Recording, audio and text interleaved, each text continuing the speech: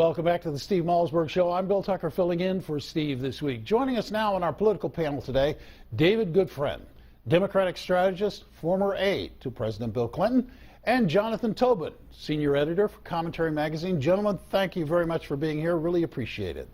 Thank you. We're going to start with polling first. There are a lot of different reasons why polls should be interesting at this time of the year, and yes, they do swing back and forth, so I'll just give you that caveat now. I want to start first with the polls. Two interesting polls. The Rasmussen poll that's out today shows that Donald Trump has a 1% lead over Hillary Clinton. A statistical tie, I know, but interesting nonetheless, and we'll get to why in a second. The second poll I want to look at is the LA Times poll. The LA Times poll has Donald Trump up by a larger margin, still a near race, but just about 3% over Hillary Clinton. The reason why, guys, and let's start with the Rasmussen poll first. The reason that poll is interesting is that poll was taken before Donald Trump went down to Mexico. David, I know you're no fan of the Republican side of this ticket, but do you find this poll interesting or concerning in just a little bit? Well, I actually take a very disciplined approach to polling. I try not to look day by day, but rather I use the Real Clear Politics moving average of polls. And I also don't really pay much attention to national polls. Take big states like California, New York, Illinois. They're already in one column or the other. Texas, right?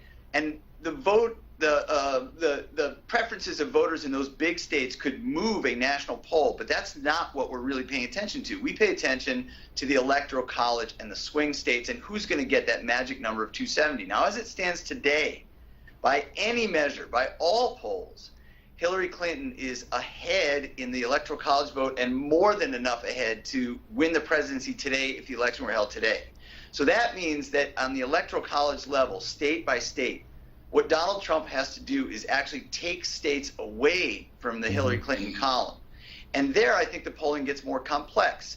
Right now, Georgia in the heart of Dixie is a statistical dead heat. Arizona, incredibly close. It's gone Republican really since Barry Goldwater. These are states where Trump should be comfortably ahead, and he's not. So I think that today's poll from Rasmussen is one of many. It's a national poll, so I discount it already. And I also think that the Electoral College, whether you think about before or after Trump's speech yesterday, the Electoral College is where this thing is going to play out. So the only thing that matters is whether or not Donald Trump can move states that are currently in the Hillary column over to his own column. That's a tall order. Jonathan, do you agree with that analysis?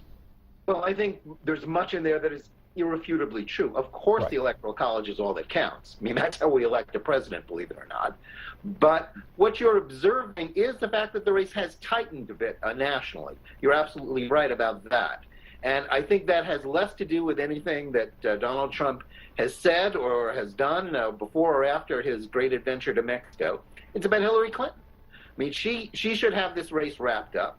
And it's getting tighter because of all of the revelations about her emails, the Clinton Foundation conflict of interest stories. It's piled up. People don't like her. Her unfavorables are terrible. They're almost as high as Trump's. So that's factoring into here. Let's also understand that as much as this race is certainly Hillary Clinton's to lose, the problem is that, there's a limit. We talk about the precedents of landslides in 1964, 1972, 1984. I think the electorate has gotten much more rigidly partisan. And the fact is, Republicans are not that persuadable to vote for a Democrat, and certainly not a Hillary Clinton. Democrats the same way. So I think this race is always going to be, there's a limit to how far it can go either way. And as long as the story is about Clinton's problems, Trump's going to look a little bit better. Well, you just anticipated where I want to go with this next, and David, I'll give you the first hit on this. It does seem to me that yes, you're right. It's Hillary's to lose in many different ways, but there's also the cumulative damage quotient, if you will. She is taking hits on a daily basis that I would think would be very, very tough for any candidate to endure, particularly for either one of these candidates whose favorability ratings aren't high. The Clinton Foundation disaster that's going on, the email that won't go away. We keep getting new news, it seems, every day. How much of this do you think she can take and still be able to mount a campaign that's going to take her to victory? Well, you'll recall that it was right here on Newsmax that I said I fear John Kasich the most. And that got picked up by the Kasich campaign. They ran it on a commercial when it was still during the primary. And I stand by that. I mean, if John Kasich or Marco Rubio were the nominee, we'd be having a much different conversation. But the fact of the matter is, the only person, and I mean the only person, with higher unfavorables than Hillary Clinton is Donald Trump.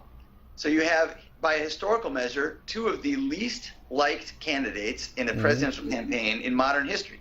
So we have to kind of break from the traditional analysis of who's underwater, favorable versus unfavorable. They're both higher unfavorables than favorables. Okay. Right. Now what? Now you get to things like who has the right temperament to be president? Hillary wins on that. Who do you think has the right experience to be president? Hillary wins on that. You have trust and believability. You know, they both kind of, I think, fail on that. Don't even sell that one, David. So Don't even try.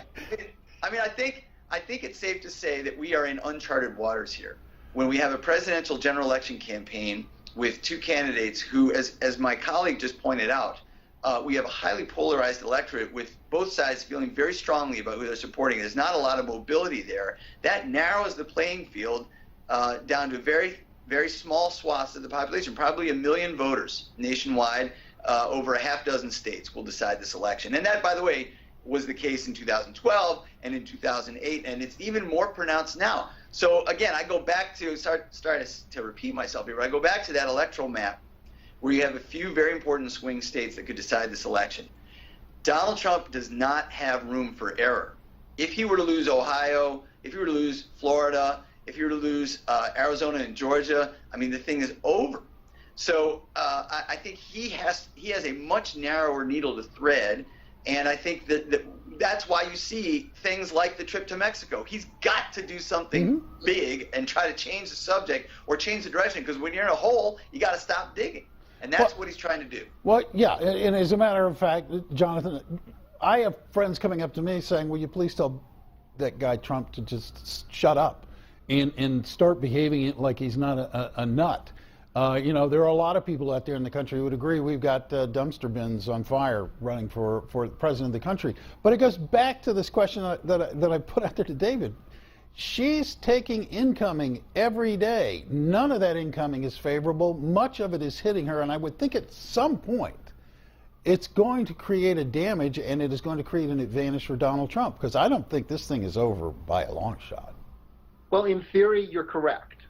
Any candidate who has that much baggage, with that much stuff coming up, which just goes straight to her credibility. I mean, the more we find out in those emails, the more we know that she lied. Repeatedly and brazenly. But are Democrats listening? Do they care? Do they think more about that than they think about their fear of Donald Trump? Same with independents. What about wavering Republicans who can't stand Donald Trump? That's his problem. He's under, the polls have been showing consistently that he's under 80% of Republican support. That's too low for him to win. That's why Arizona and Georgia are in play. David's right.